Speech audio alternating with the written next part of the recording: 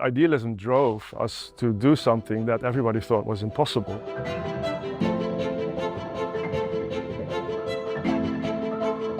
I was asked by a friend to help him to set up a campaign around conflict minerals, which I didn't know anything about. So we set up a crowdfunding campaign, and within 3 months, we had 7 million euros on the bank account. I was lying in bed, crying, to be honest. And I told my wife, you know, babe, I'm just going to send the money back, right? Send them back, and here it is. You know, we can show the whole world that there is a demand for fair electronics. We made our point. And she just looked at me, you came all this way. This is the biggest opportunity you have. Come on, you're going to do it.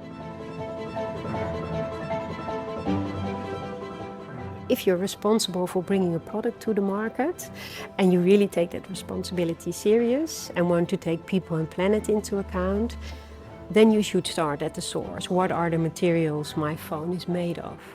A good example, I think, is Fairtrade Gold. So we were the first phone company to integrate Fairtrade Gold in our devices.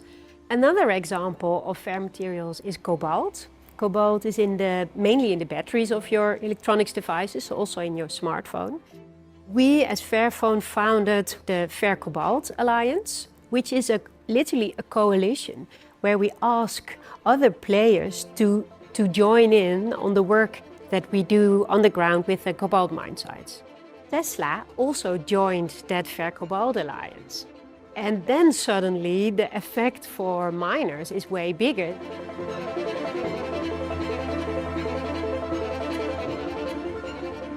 To explain maybe a bit what a living income is that is an income that in the area where you live should provide you for a decent life.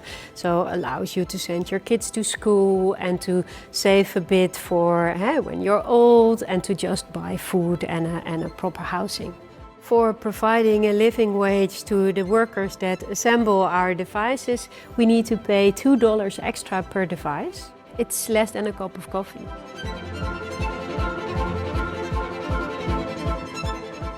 The ultimate goal is that we increase the number of years that devices are being used, because that's the easiest way to lower the CO2 emissions that are related to the production of those phones.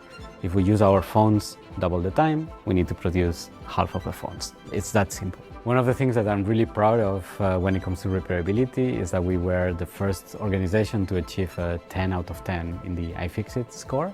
You know, it's a little bit like building a piece of furniture yourself. It's a very fulfilling action.